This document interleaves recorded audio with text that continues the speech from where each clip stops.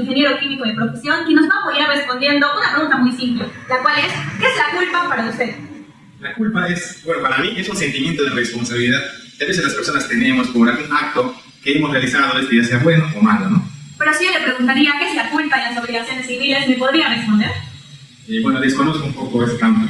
Ok, justamente es por ello que hemos decidido realizar este video a través de la técnica de focus group, que es juntar a un grupo de personas que tienen conocimiento acerca de un tema en específico, ya sea a través de sus experiencias o de un estudio especializado. Y es por eso que el video de hoy va a tratar sobre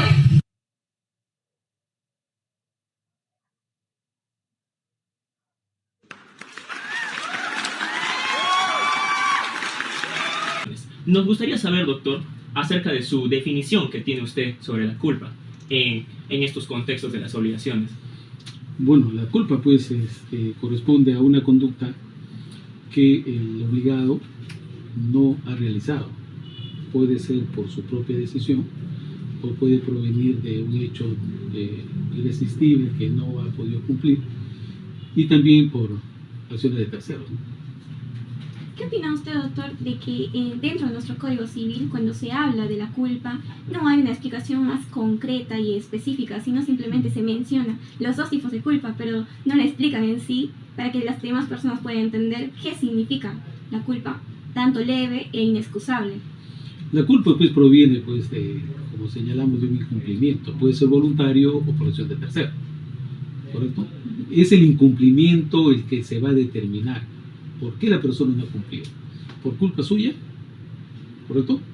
O por culpa de otro. Por ejemplo, en el cumplimiento de obligaciones, por ejemplo, en la celebración de los contratos,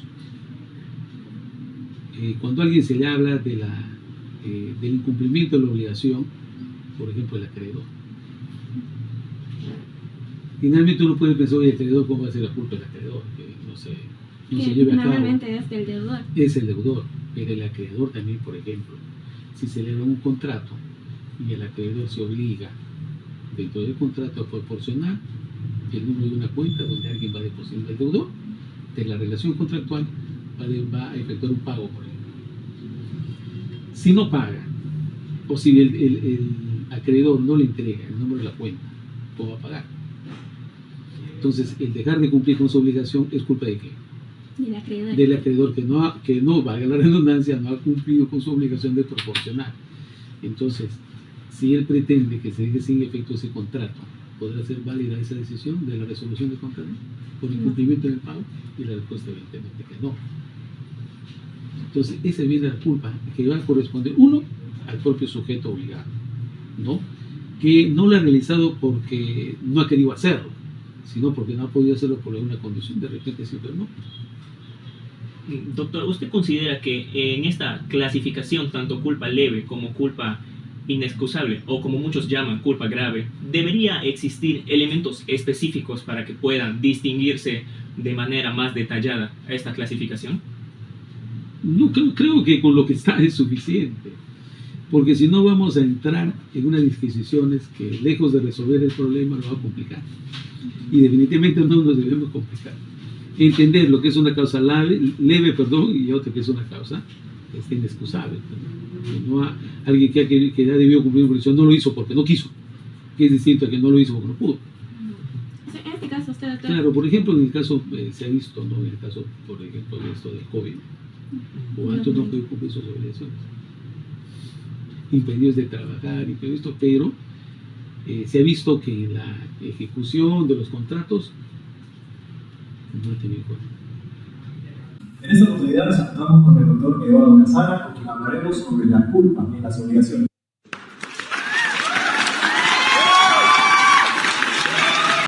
Doctor, empezando con el tema, tenemos de primera pregunta sobre la diligencia ordinaria en cuanto a la 1320. La 1320 nos habla directamente sobre que incurre culpa leve aquel que no tiene la debida diligencia ordinaria. En ese sentido, doctor, ¿usted cree que es necesario agregar algún otro elemento o basta únicamente con la diligencia ordinaria para cumplir con culpa leve? Considero que la idea del legislador peruano al redactar el Código Civil siempre fue la de establecer la culpa leve como regla general y las diligencias ordinarias como aquel elemento que determina un mínimo de curiosidad de realizar un contrato, un marco jurídico, considero que no sería necesario agregar más elementos a este género o a este modo general de la culpa. Doctor, en ese sentido, también corresponde pues, abordar la segunda figura de la culpa, que vendría a ser, según la doctrina, el grado más alto de la culpa, ¿no? En este caso, vendría a ser lo que está estipulado en el artículo 1319, el cual expresamente señala que hay que incurre en culpa inexcusable y por negligencia no hay ninguna obligación. En este sentido, doctor, ¿cómo usted podría concebir a esta figura de la culpa inexcusable? Y la culpa inexcusable, la culpa grave, vendría a ser la culpa en su más alta magnitud. Y entrando al punto, considero que en la doctrina define el autor José Manuel Castillo a la culpa grave o inexcusable con 4 supuestos o 4 causales que vendrían a ser la negligencia, impericia, imprudencia o el descuido. Y este mínimo diligenciamiento con medidas ordinarias que acabamos de mencionar hace un momento vendría a ser esta frontera entre un nivel de magnitud leve a un nivel de magnitud grave. Entonces, tener una recapitulación con todo esto en cuanto a la presunción de culpa leve.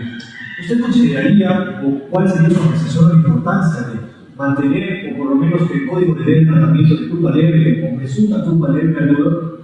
Considero que no se debe mantener la idea de la presunción de culpa leve, porque la idea siempre fuera de efectuar continuar por los negocios jurídicos y los actos jurídicos, estableciendo pues, un mínimo de reconocimiento de la culpa leve, aclarando la culpa leve como un denominador común. Doctor, asimismo, considero como punto resaltante mencionar acerca del artículo 1321, en el cual se implica el resarcimiento por, en este caso, por culpa inexcusable. El segundo párrafo señala de que no existe, digamos, contexto donde solamente se tenga que señalar de que ha habido una inejecución o un incumplimiento absoluto, en este caso de una obligación determinada, sino que también se puede dar un cumplimiento, en este caso tardío, parcial o defectuoso. Por esa razón, me gustaría saber dentro, conforme sus experiencias laborales que usted ha podido tener hasta el momento, ¿en qué casos ha podido observar la figura de la culpa inexcusable local? En el tema de la culpa inexcusable o culpa grave, en los casos que nos llevan a mayor litigio últimamente en la actualidad, tendría que ser el tema de la negligencia en el ámbito de la responsabilidad médica, se habla de la responsabilidad médica. Pero esta responsabilidad, o esta negligencia de culpa por negligencia, puede llegar a trascender de la esfera del derecho civil al derecho penal en caso de daños, lesiones permanentes, incluso la muerte, como se ha visto en algunos casos aquí. Sin embargo, para mantenernos en el ámbito del derecho civil, puedo mencionar que según la experiencia y el litigio, se ven muchos más casos, como bien lo mencionas, incumplidos tardíos o parciales. Básicamente, en su mayoría, por ejemplo, en la compra, o hablamos de exportación, importación de productos, o compras de diferentes ciudades, productos defectuosos o demás, o incompletos quizás, y básicamente en esas relaciones es más sentido. ¡Atención! Gracias por su atención.